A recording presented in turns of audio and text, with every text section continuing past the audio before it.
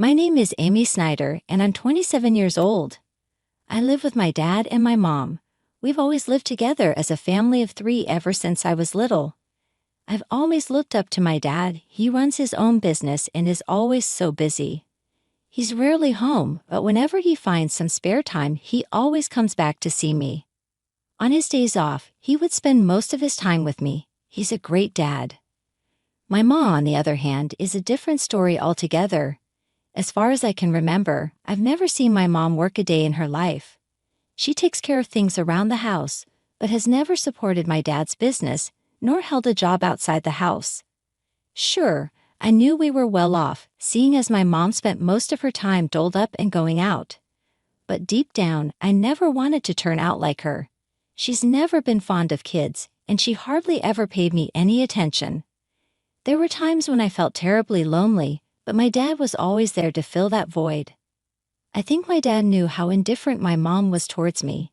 He made it his mission to never let me feel left out or alone. At least, that's what I believe. I'm home, Mom. Oh, is it that late already? Mom's going out, so eat some snacks and look after the house, okay? Didn't we promise to go shopping together today and make curry? Sorry, something came up. We'll do that next time, okay? As a child, my mother broke promises like these with ease. No matter how many times we made them, such things often brought me to tears. But as a child, I had to learn not to take promises with my mother as real promises. My father, on the other hand, was someone who would never make vague promises. Over time, I came to love my father, or rather, to see him as a reliable and trustworthy person. That's how I started to think. I admired him and even begged to join his company after graduating from the university. Of course, being an only child, I started thinking that I wanted to inherit the company someday and carry on the will of my father, whom I admired.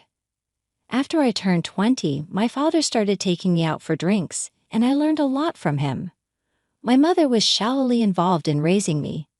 As I became an adult, the only time my mother intervened in my affairs was during my sophomore year of college.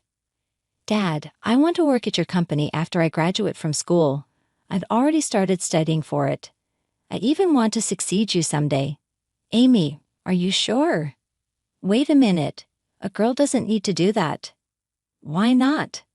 I want to be someone who can work hard like Dad. A woman should find a good man and let her husband earn a good living. That was such a typical thing for my mother to say. I didn't think this person could understand anything I said, so I didn't continue the conversation that day. I didn't want to live a life hanging on someone else's life like my mother. I had always strived to become a strong woman who would live on her own.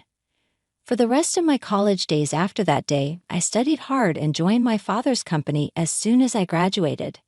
I couldn't persuade my mother, but it seemed like she finally gave up in the end. If you want to live your life this way, that's fine with me.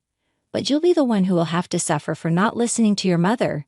If you are okay with that, then do as you please, she said. So I did as she told me by joining my father's company. In this way, the distance between my mother and me grew deeper. On the other hand, I started spending more time with my father than before, and our bond got even stronger. Looking back now, I guess my mother wasn't too happy with this situation. When I joined my father's company, he put in a lot of effort to train me seriously. But there was a reason for that. My father was sick. It took him about half a year to introduce me to a lot of people and teach me about the job. Then my father collapsed at our workplace. He was immediately taken to the hospital by ambulance, and for the next 5 years he lived a life fighting his disease. Amy, how's the company doing? Is it running smoothly without your dad? It's really hard right now, but everyone is supporting me. I'm sure it will be fine because Dad trusted me with everything I need. Well, as long as that's the case, if you, a woman, take over as the second generation and cause the company to go bankrupt, it would be a real shame. So be prepared for that. Mom, you really don't have any interest or love for the company. You're only concerned about others' judgment. It's sad to hear you say that. When my father first collapsed, I'd often argued with my mom like this. My father would come to the company on his good days while going in and out of the hospital, gradually weakening over 5 years. For the last year, he was almost bedridden. During the time when my father was still able to move, the last time he visited the company, he said this: "This company and its employees are very precious treasures to me, but I have to let go of my treasure, Amy. Over the past few years, I've watched you work, Amy. I think I can trust you with it. Can I ask you, please protect this place.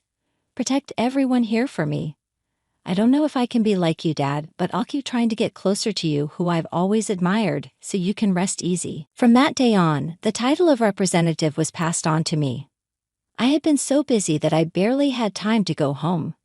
Since my father was mostly in the hospital, I made time to go see him frequently. My mother did the bare minimum, like bringing him changes of clothes, but as far as I could see, she even seemed to find that bothersome. What does my mother think of my father? Does she not have any feelings or gratitude for him, or any feelings of pity for a sick person? I couldn't help but feel sorry for my father. I recalled how hard he had worked for me. When I was young, a child unable to feel my mother's love, no matter how exhausted I was, I made it a point to visit him as much as possible. This routine lasted for about a year until he passed away peacefully in his sleep. I was so swamped with various tasks that I barely had time to grieve. My mother, who knew nothing, insisted that I handle everything, from the funeral arrangements to the hospital paperwork. Realistically, I didn't expect my mother, who had never done anything but stay home and play, to handle all of these procedures. So I silently took care of everything. "Amy, the funeral's over. You've settled down now, haven't you?" My mother broached the subject the day after the funeral. "Please leave this house. I've just inherited 200 million yen, so I have no use for you anymore." "Thank you. I was waiting for you to say that," I replied. I had concluded that talking to her any further was pointless. Did she think it was okay to just have money and live a life of leisure? I had nothing but questions, but I decided to leave the next day. I called the service and sold all my belongings related to me. My mother was utterly surprised at how quickly I had organized my departure. However, I had kept a secret from her. I didn't know why she claimed to have inherited 200 million yen, but my father had entrusted all the money matters to me, and I was the rightful inheritor. There wasn't a single penny left for my mother. My father had firmly requested this when he was still healthy. "Your mother doesn't understand anything about money management or spending. I want you to give her household expenses on a monthly basis. If she gets a large sum, she'll likely go bankrupt immediately. But I don't think she'll listen to me. If she complains, tell her you won't give her a single penny." "No way, just kidding. But if you have trouble dealing with her, give her this." My father handed me an SD card. He said it contained a video letter from him to my mother. I never imagined that I would show her this, but judging from her recent attitude, I thought the day would come soon. My mother, alone in the spacious house after I left, I was expecting her to contact me soon, but she did so faster than I anticipated. "Come home immediately." "Hi, what are you talking about?" "I'm working." "I just need to talk to you. Please come quickly." With that thought, I headed to my childhood home with the SD card. As soon as my mother saw me, she started accusing me. "You ran off with all of your father's inheritance, didn't you? I knew something was off since you left right away. Hand over your father's inheritance to me now. How greedy can you be? You can't even act right as a mother. Who do you think you're talking to?" I quietly handed her the SD card. "What's this?" "Oh, I guess you don't even know how to watch this." Mocking her, I took out my laptop, inserted the SD card, and played the video. On the screen was my father, as healthy as he used to be. I wonder how my mother will react to this video letter. I left the room in silence. I had never seen my mother defy my father before, but how about now, after his death? Would my father's thoughts reach my mother? When I returned to the room, my mother, who had finished watching everything, was crying. I couldn't believe it. My mother was crying while watching a video of my deceased father.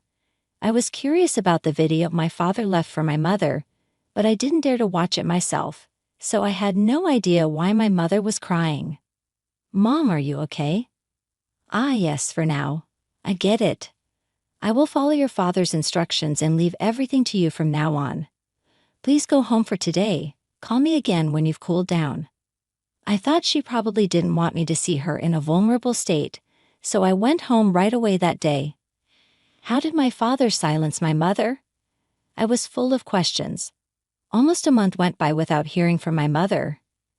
I started to worry and decided to visit my parents' house during my lunch break, but my mother wasn't home. That night, I went to see my mother again. The lights were on at the house, which relieved me. I'm sorry for dropping in suddenly. I came by this afternoon, but you weren't home, so I got worried. I'm sorry. I was out for my part-time job during the day. What? A part-time job? My mother, as far as I knew, was a person who would absolutely not work. Why did it come to this? Didn't you watch that video? That was a video letter addressed to you, so I didn't watch it. You can take it home. You should watch it too, Amy. Can I watch it? My mother handed over the SD card to me, saying, well, then. Feeling a bit frightened to learn what my father conveyed, observing my mother's unusual demeanor, I went back to the office and sat down at the desk my father used. Then I played the video. Honey, if you're watching this, it means you've not been able to communicate with Amy. First of all, thank you so much for helping me raise Amy until now. Without you, I don't think I could have managed the company while bringing up Amy. I felt something was off about the way my father was speaking. The next moment, my father said something shocking. You've taken care of Amy even though she is not your child, and I have nothing but gratitude for you, who stood by my side for so many years. But as a result, you've given up on your dreams and have reached your age without earning your own living, for which I take responsibility because I have allowed you to live a life of luxury. I'm sure you'll be in trouble when I'm gone. I'm not my mother's child, I blurted out, but then it made sense. Even though I didn't feel much love, she had been taking care of me by cooking for me every day and doing the bare minimum for a child who wasn't her own. Who is that person? I didn't register our marriage because you told me you felt bad for your sister, so I ended up supporting your living and didn't do anything else. I'm sorry, but once I'm gone, I worry about the rest of your life. There's no one to support you and I've taken your life away. I couldn't believe what my father, who spoke so fluently, was saying. It was all news to me. My father kept talking about what had happened in the past and what he hopes for our future. I spent the whole night processing all this and went back to my mother the next day. Mom, I watched the video from Dad yesterday. You know it all now. I raised you because I was asked to, that's all. What happened to my biological mother? You were the child of my sister and your father. My sister died right after giving birth to you, and I told your distressed father that I would help raise Amy. I would become your mother. After hearing the story from my mother, I understood everything, even the parts I had imagined. My mother used to work in a diner, and my father used to go there to eat sometimes. My mother was lively and hardworking at that time, and her dream was to have her own diner. However, when she decided to become my mother, she gave up on that dream. After being reminded about her dream from my father, my mother decided to work for it again and is now training as a part-timer to make that dream come true. I should have done this earlier. Working is fun and suits me. I had no idea, so it's my fault you didn't work. I'm really sorry for not knowing anything. It's not your fault, Amy. I made the decision myself, but I'm not good with children, so I couldn't handle you well, and I'm the one who caused you trouble. I never thought the day would come when I could have a conversation with my mother like this. At this stage in my life, I finally feel like I've come to understand my mother a bit. We've had many conversations since then, and we decided to use the money left by my father to fund the opening of her shop. Once she started working, she became somewhat humble. She was hesitant when the topic of funds for the shop came up, which would have been unimaginable not too long ago. While maintaining my regular job, I also helped with the opening of her diner, which led to me seeing my mother frequently. I attribute this newly forged relationship to my father. Regarding living expenses, she insisted on managing with her own income, not wanting to accept help from my father's inheritance. Promise me that you'll tell me if you're struggling. After all, Dad trusted me to take care of you. I'll be fine living on my own. It doesn't cost that much. But in terms of my diner's expenses, I'll be relying on you. Of course, I'm looking forward to it too, so do your best. After many years, we finally became a real family, and now we are living harmoniously. She is not my birth mother, and it might have just been the right time for me to learn this. Your diner is finally going to open tomorrow. Your dream is coming true. Seeing you work so hard at that company reminded me of my own dreams when I was younger. I believe that's why I've made it this far. It's all thanks to you and your father. Thank you so much. Mom promised me to always be my mom, Amy. From now on, let's get along even better than before. After all, we only have each other. That's true. Upon my father's death, the truth was revealed. I accepted the reality and decided to live on with just my mother and me. As I observed my mother's lifestyle, I thought about moving back to my hometown and living together with her again. I don't cook, so my mother is concerned about my poor diet and is supportive of me coming back. My father would probably be surprised that we're getting along so well. His house, company, and inheritance that he left behind. I'll protect them at all costs while continuing to get along with my mother. In order to become a real family, we visited the graves of my father and my biological mother, my mother's older sister, to give our daily life updates. After going through the process of adoption, I finally became registered as the daughter of my mother foreign,